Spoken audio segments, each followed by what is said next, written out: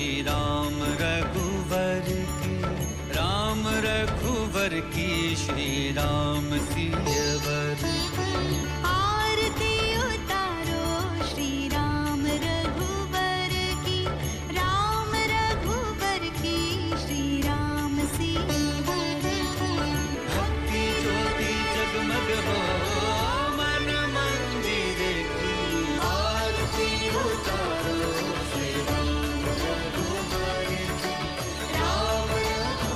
की श्री राम सियवर। सियावर रामचंद्र की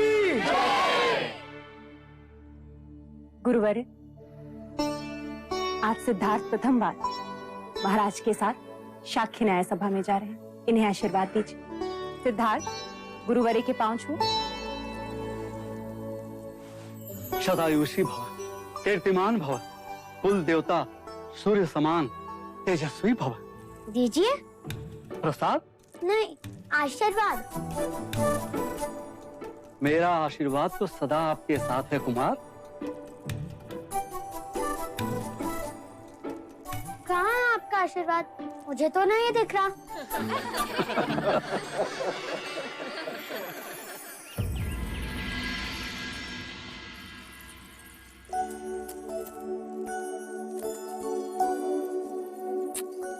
क्या न्याय सभा जाने के लिए इतने आभूषण पहनना आवश्यक है माँ? हाँ, क्यों? तभी तो तुम युवराज लगोगे। तो क्या आभूषण ना पहनने से युवराज नहीं होते? तुम्हारा नाम सिद्धार्थ नहीं, प्रश्न होना चाहिए था। महादेवी, युवराज को काला टीका लगा दे, कहीं इन्हें आप ही की दृष्टि ना लग जाए।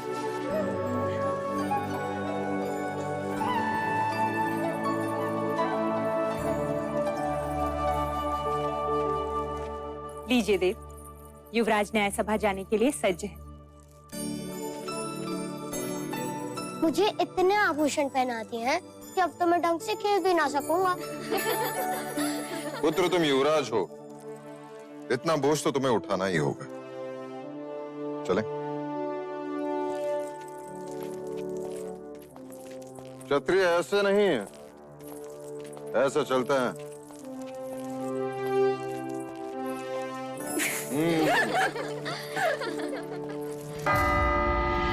आप सभी का कपिल वस्तु की न्याय सभा में स्वागत है। और स्वागत है हमारे युवराज सिद्धार्थ का और कुमार देवदत्त का भी, जो आज प्रथम बार कपिल वस्तु की न्याय सभा में उपस्थित हुए हैं। युवराज सिद्धार्थ की! युवराज सिद्धार्थ की! युवराज सिद्धार्थ की! शांत हो जाइए, शांत हो जाइए।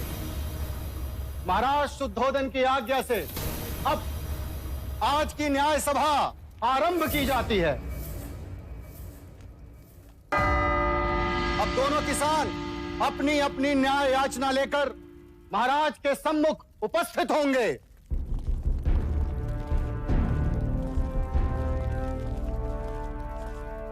प्रणाम महाराज।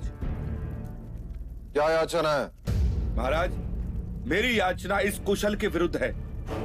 इसने मुझसे पिछले वर्ष अनाज उधार लिया था, ये कहकर कि वो अनाज इस वर्ष मुझे लौटा देगा, मगर महाराज आज तक इसने वो अनाज मुझे लौटाया ही नहीं।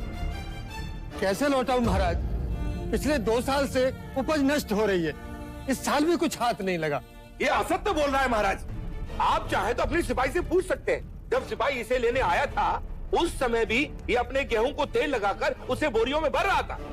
महाराज, मेरे पास 2 ही बोरी गेहूं है, उसी से मैं अपने परिवार का पोषण पूरे वर्ष करूंगा। महाराज, गेहूं को तेल लगा के इसलिए रख रहा था कि वो खराब ना हो, और आपके सिपाही मुझे पकड़ के यहाँ ले आए। वो 2 बोरी गेहूं भी मैं इनको दे दूंगा, तो हम खाएंगे क्या? महाराज, अगर ये अनाज नहीं दे सकता तो इससे कहिए कि ये अपने खेत दे दे। अगर मैं खेत दे दूंगा तो अनाज कभी न लौटा पाऊंगा। महाराज, दोनों पक्षों ने अपनी राय रख दी है, अब महाराज न्याय करेंगे। युवराज सिद्धार्थ, कुमार देवदत्त, पहले मैं न्याय दूंगा। अवश्य। महाराज, मेरा मत है कि हम न्याय क्षत्रिय विधि से करें। कुशल ने गौरी को दिया वचन पूरा नहीं किया, इसीलिए कुशल को अपना खेत गौरी को देना चाहिए। महाराज ऐसा न्याय न करें महाराज, हम नष्ट हो जाएंगे। दया करें महाराज। कुमार सिद्धार्थ, तुम कहो।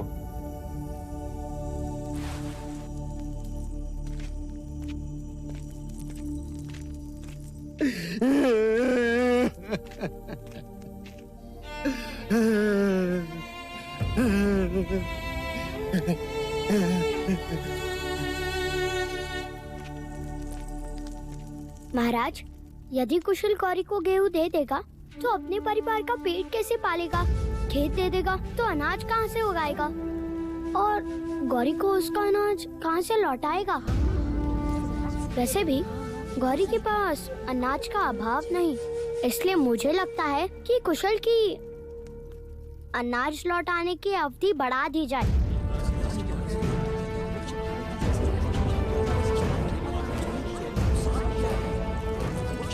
मैं देवदत्त के न्याय से सहमत हूं। यदि व्यापारी अपना वचन पूर्ण नहीं करेगा तो राज्य का व्यापार रुक जाएगा। इसलिए कुशल को, गौरी को कुछ न कुछ तो देना ही होगा।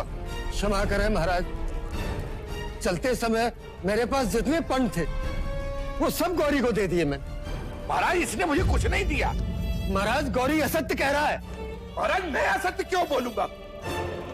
महाराज आप कहें तो मैं सत्य का पता लगा सकता हूँ। ठीक है तो करो परख, कौन है सत्य और कौन असत्य। सिक्के दो गौरी। किंतु युवराज, ये सिक्के तो मेरे हैं।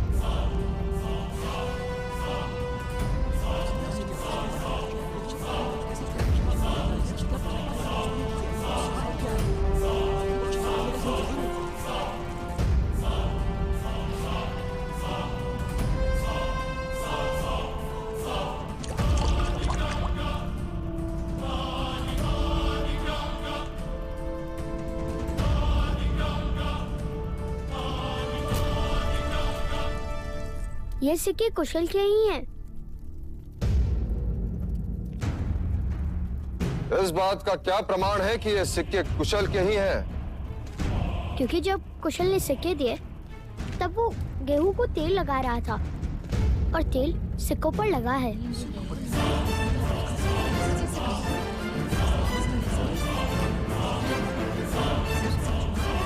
जवाब महाराज, जवाब। ये सिक्के कुशल के ही है महाराज, कुशल के।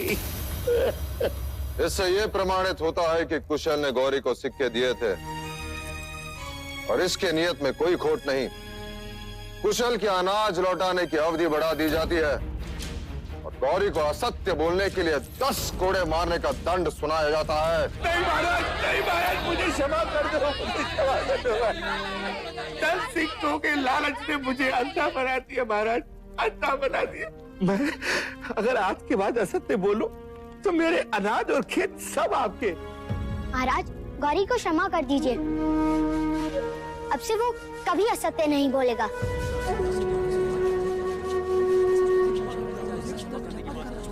गौरी मैं तुम्हें क्षमा कर सकता हूँ यदि इस न्याय सभा में कोई तुम्हारा उत्तरदायित्व लेता है कि तू दोबारा झूठ नहीं बोलेगा। हाँ महाराज।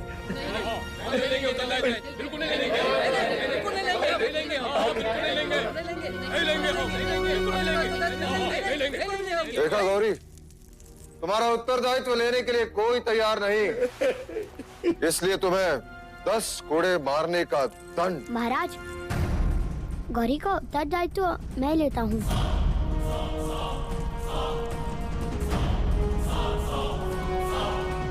आज से ये कभी असत्य नहीं बोलेगा। सिद्धार्थ, पता है उत्तरदायित्व लेने का अर्थ क्या है? यदि गौरी ने दोबारा असत्य कहा तो कोड़े तुम्हें खाने होंगे। हाँ ज्येष्ठा, पर गौरी तो यातना से बच जाएगा ना?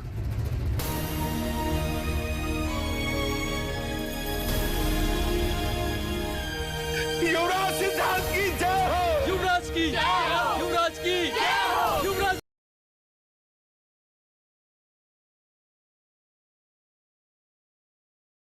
युवराज की, युवराज युवराज की युवराज की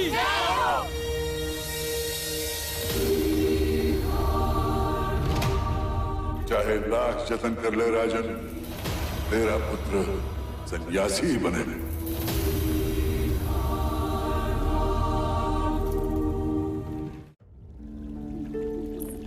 सारे नगर में सिद्धार्थ की न्याय कुशलता की चर्चा हो रही है। पूरा कपिलवस्तु खुश है। क्या हुआ देव? क्यों मना शांत है? आज तो आपके क्षत्रिय ने पूरी न्याय सभा जीत ली। न्याय करना क्षत्रिय का लक्षण है और बुद्धिपूर्वक न्याय करना ज्ञानी का लक्षण। परंतु अपराधी का उत्तरदायित्व लेना करुणा का लक्षण है प्रजापति। और राज्य करुणा से नहीं चलता। राजा को वज्र से भी कठोर होना चाहिए। जब अपराधी के चमड़ी पर कोड़े पड़ते हैं तो उसे उसकी पीड़ा नहीं, अपने न्याय के गर्व की अनुभूति होनी चाहिए। किंतु देव, युवराज अभी बालक हैं और सुबह की धूप कच्ची ही होती है। इसी कच्ची धूप को प्रखर करने का समय आ गया है प्रजापति। ठीक कहा। हम सिद्धार्थ को तक्षशिला के गुरुकुल भेजेंगे। सिद्धार्थ तक्षशिला नहीं जाएगा। तो क्या आप सिद्धार्थ को गुरुकुल की शिक्षा से वंचित रखेंगे? मैं उसके लिए यही गुरुकुल बनाऊंगा। मेरी आंखें ही उसके लिए तक्षशिला होगी। हमारे कुल के सभी बालक एक साथ यही पढ़ेंगे, कपिलवस्तु में।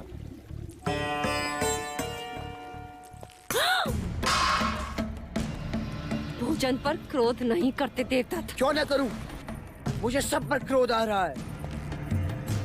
मेरा न्याय उचित था, महाराज भी सहमत थे, फिर भी प्रजा ने सिद्धार्थ के नाम की जय जयकार की। क्यों?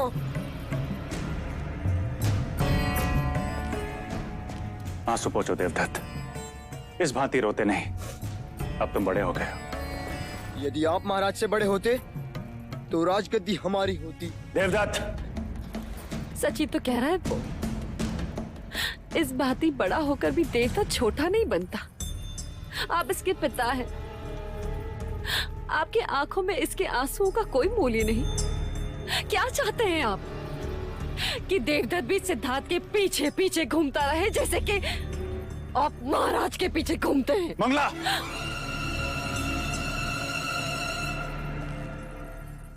अब देखना देवदत्त के आंसुओं का मूल्य कौन चुकाता है, महाराज शुद्धोधन अथवा युवराज सिद्धार्थ।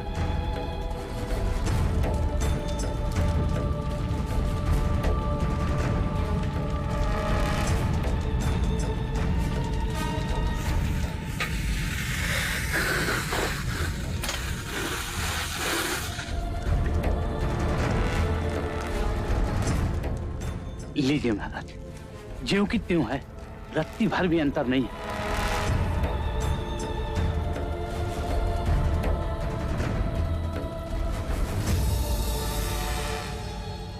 ध्यान रहे, किसी को पता ना चले। महाराज, अगर मुंह बंद करने का कुछ मूल्य मिल जाता तो।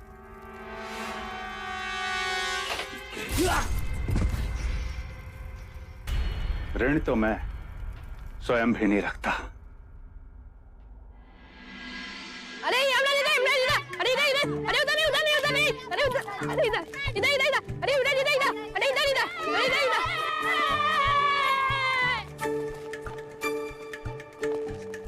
खेलोगे हमारे साथ? नहीं।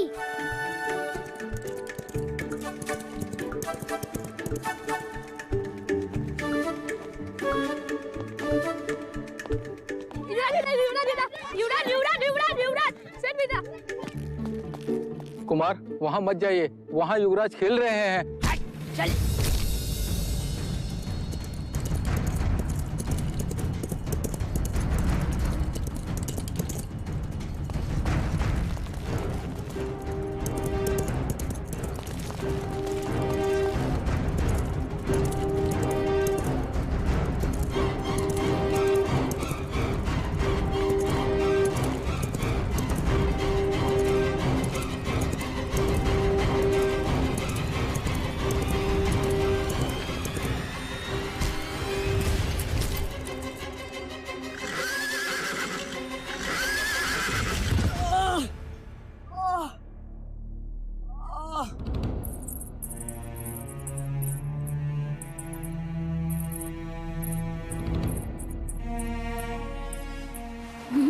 महादेवी।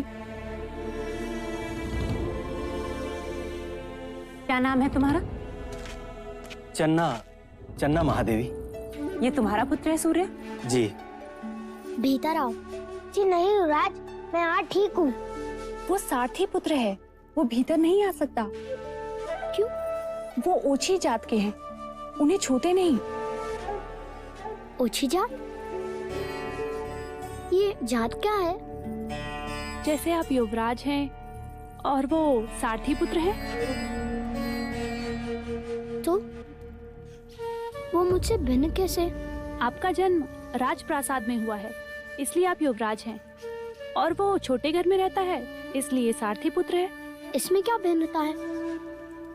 घाव होने पर उसे भी तो रक्त आता है। जब आप बड़े हो जाएंगे तो अपने आप समझ जाएंगे। पर मैं तो अभी समझना चाहता हूँ।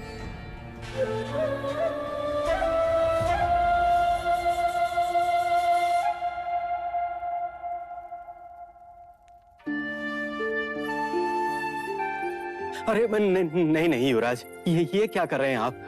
हमें नहीं छूते, हम ओछी जाति के हैं, हमें छूना पाप है। आज यदि ये मुझे छूता नहीं तो मैं बचता कैसे? मैं तो घायल हो जाता। महादेवी,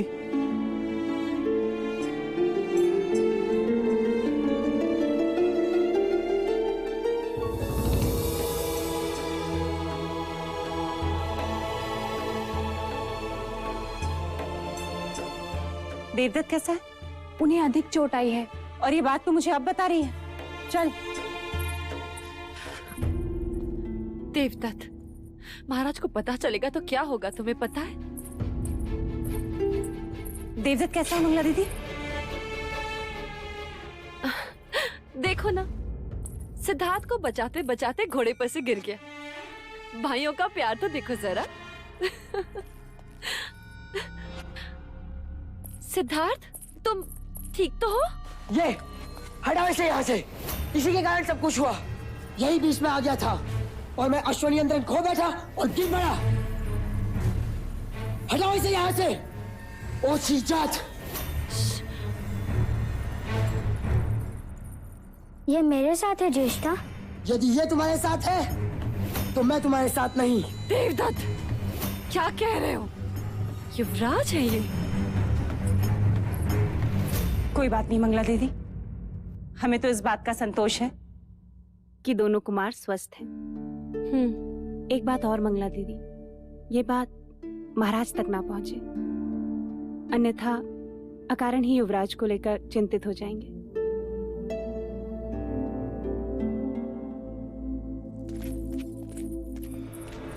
मैं भी तो यही चाहती हूँ कि महाराज को पता ना चले। देवदत्त, अच्छा अवसर चला गया हाथ से, अन्यथा आज तो मेरा आखेट बन ही जाता। आखेट करना है तो धैर्य रखना सीखो, अन्यथा स्वयं ही आखेट बन जाओगे।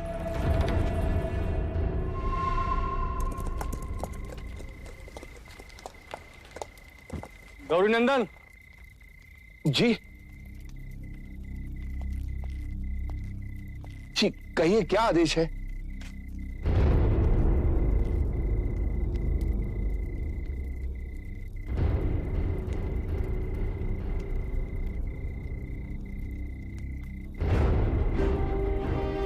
महाराज के आदेश का पालन होना चाहिए। जी।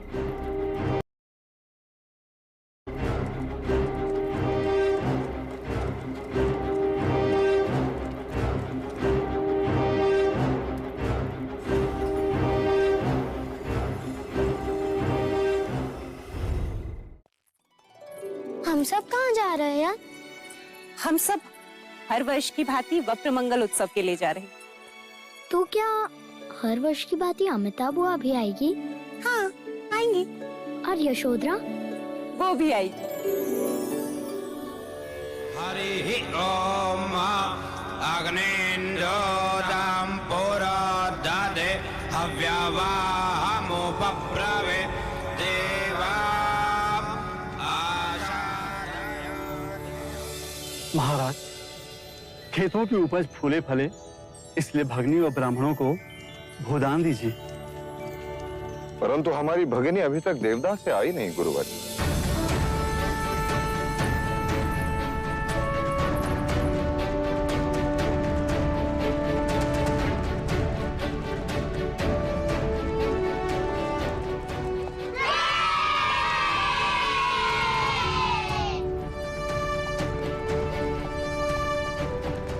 यशोधरा, क्या ये तुम्हारा हाथी है? हाँ, कुंज है इसका नाम। क्या ये मेरा मित्र बनेगा? हाँ, बनेगा। वैसे तो वो रथ या पालकी से आती है, इस बार वो हाथी पर कैसे आई? ये हाथी जानबूझकर हमें नीचा दिखाने भेजा है महाराज दंडपानी ने, जिससे ये सिद्ध हो जाए कि वो हमसे अधिक धनी है। ये हाथी नहीं महाराज, उनका अहंकार है।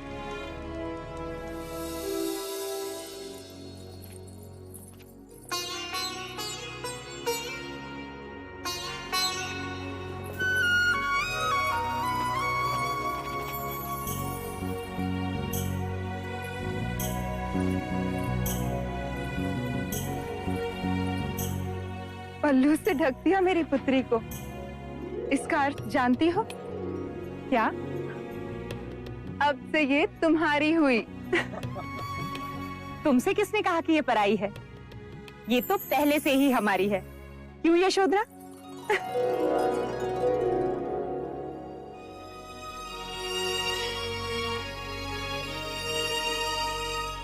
भैया, हर वर्ष की भांति इस वर्ष भी कपिलवस्तु के खेतों की उपज फले फूले।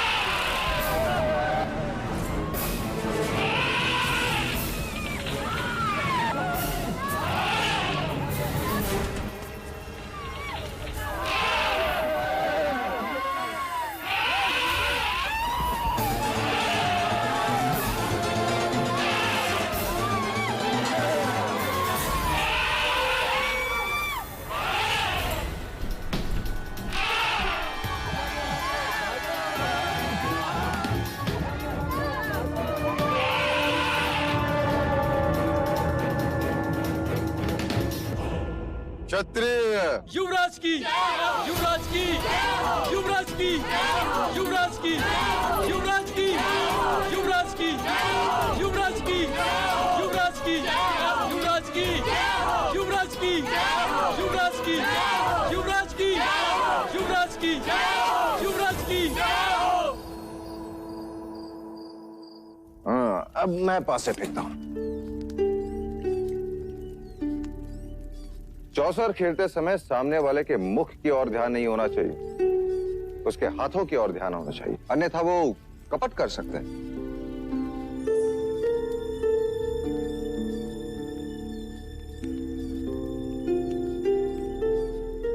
क्या उस हाथी जैसा तुम्हें मेरे सर पर भी कांटा दिखाई दे रहा है? हाँ। निकाल दो। निकाल दो। निकाल।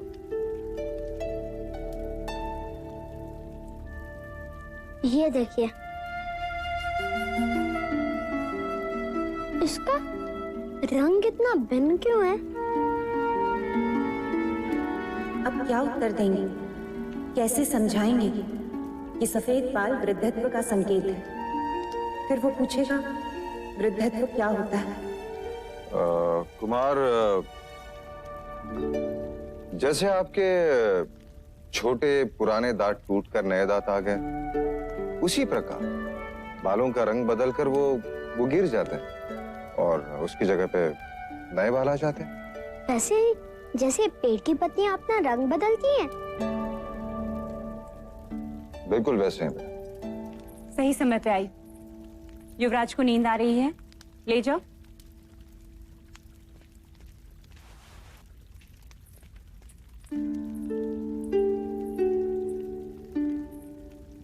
युवराज का ध्यान सूक्ष्म बातों पर, बुद्धि कशाग्र है और निरीक्षण तीक्ष्ण। आज तो बात टल गई, किंतु कल घोषणा कर दी जाएगी। राज प्रसाद में सब सर ढक कराएंगे और स्त्रियां सर पर मेहंदी के पत्तों का लेप लगाएंगी, केश का रंग बदल जाएगा। नहीं देव, क्या हम सिद्धार्थ को सच्चाई नहीं बता सकते? अतीत की आलोचना मनुष्य को उदास करती है और भविष्य की कल्पना उससे निर्बल। इसलिए वर्तमान में जियो प्रजापति। मेरे लिए हर वो सत्य असत्य है जो सिद्धार्थ को जीवन की व्यथा का परिचय दे। और हां, सिद्धार्थ को प्रातःकाल जगा देना, गुरुजन आ रहे हैं।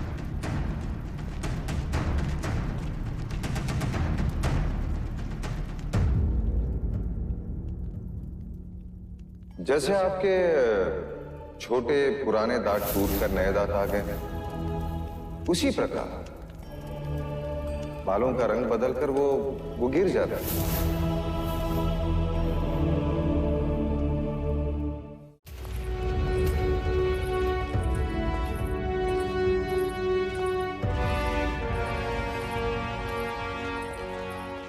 युवराज, ये सारे ब्राह्मण वेद के अंग हैं।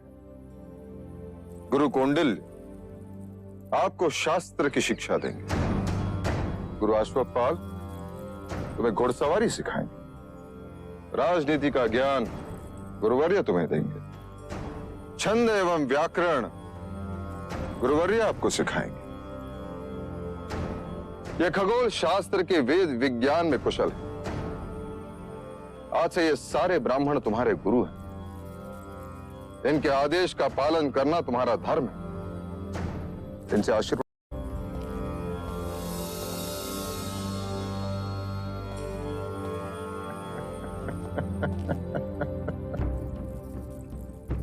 तो तुमने शिक्षा न प्राप्त करने का हक छोड़ ही दिया। अब से तुम सिद्धार्थ के साथ ही पढ़ोगे। जी महाराज। कह रहा था जब युवराज सिद्धार्थ पढ़ाई करने गुरुकुल जा रहे हैं तो मैं अकेला क्या करूंगा।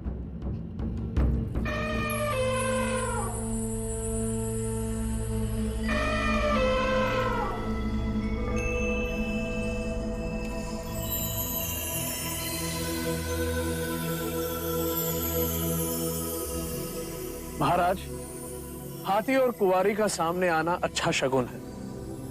युवराज अवश्य महान विद्वान बनेंगे। क्षमा करें गुरुवर्य, केवल महान विद्वान नहीं, महान राजा बनेंगे। ऐसा योद्धा जिसे संपूर्ण भारतवर्ष ने कभी ना देखा।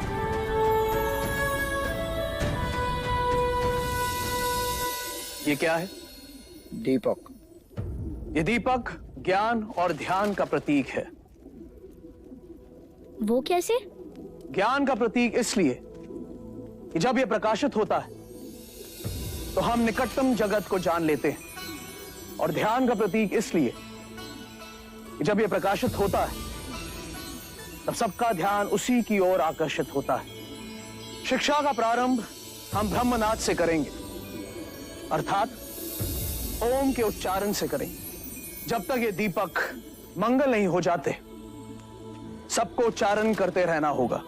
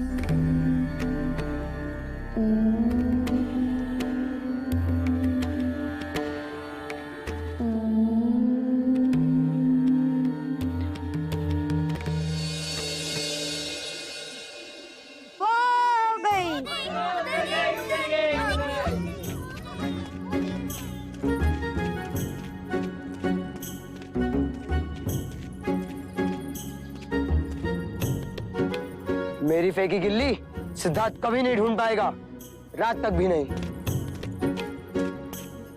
गिल्ली मिल गई! गिल्ली मिल गई दोस्तों! लो, तुम तो कहते थे कि सिद्धार्थ तुम्हारी गिल्ली कभी नहीं ढूंढ पाएगा। ढूंढ ली ना उसने गिल्ली। अब तुम अपनी आंखें बंद करो।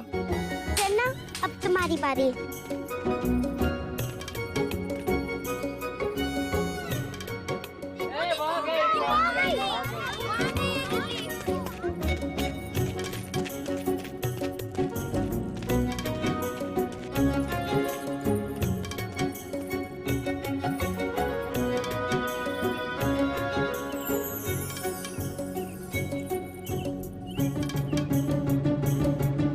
मिल गई गिल्ली, मिल गई। ढूंढ ली मैंने, सिद्धार्थ से भी कम समय में। लेकिन ऐसा कैसे हो सकता है?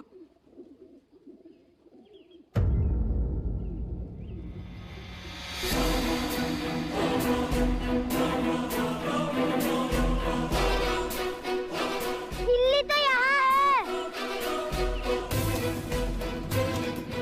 सिद्धार्थ इतनी जल्दी गिल्ली कैसे ढूंढ सकता है? अवश्य इसने कपट किया है। इसने हमें दूसरी गिल्ली दिखा दी। नहीं, सिद्धार्थ असत्य कभी नहीं बोल सकता। तो मैं सत्य बोल रहा हूँ। ध्यान रहे, मैं ज्येष्ठ हूँ, कपट सिद्धार्थ ने ही किया है।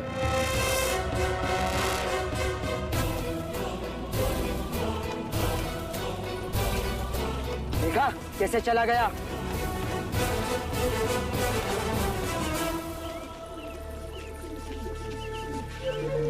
क्या हुआ सिद्धार्थ?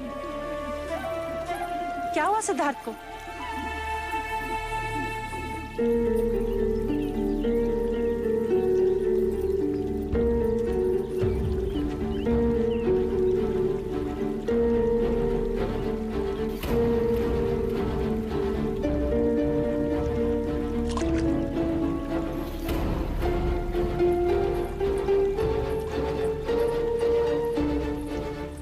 सिद्धार्थ, तुमने सत्य कहा, तुमने कपट से खेल जीता। महाराज को इस बात का पता चलेगा तो उन्हें कितना दुख होगा, जानते हो तुम? तुमसे यह अपेक्षा नहीं थी मुझे। सच कह के हार जाते तो इतना दुख नहीं होता। तुम्हारा दंड यह है कि मैं तुमसे अब बात नहीं करूंगी।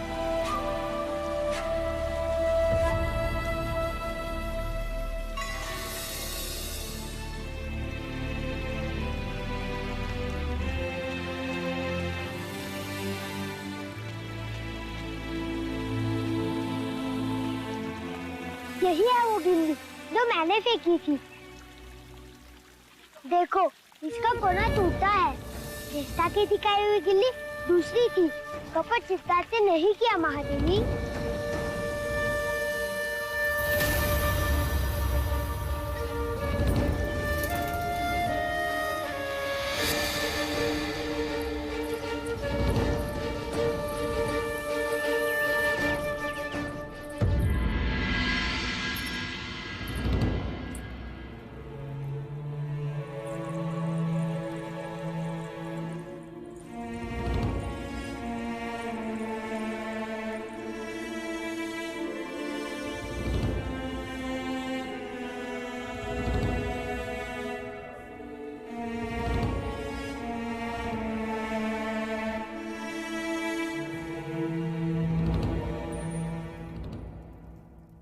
माँ, आप रो क्यों रही हो माँ?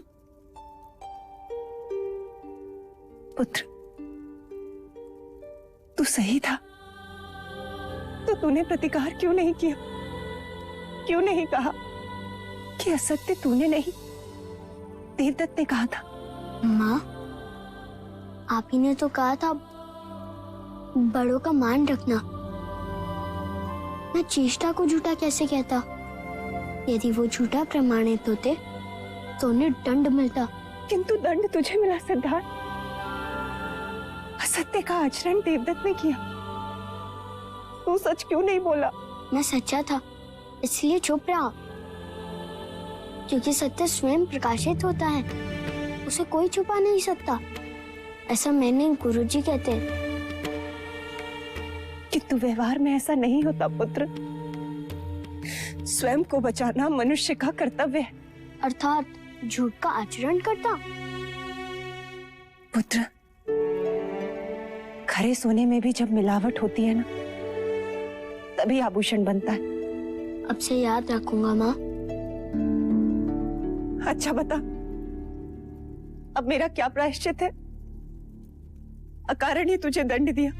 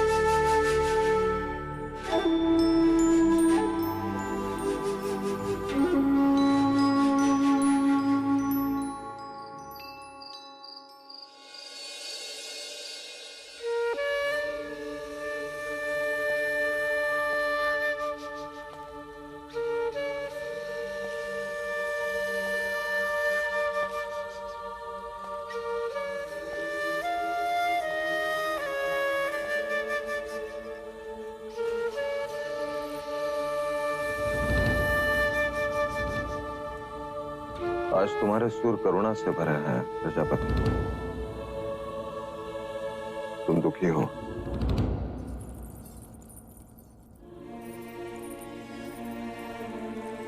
हाँ देव,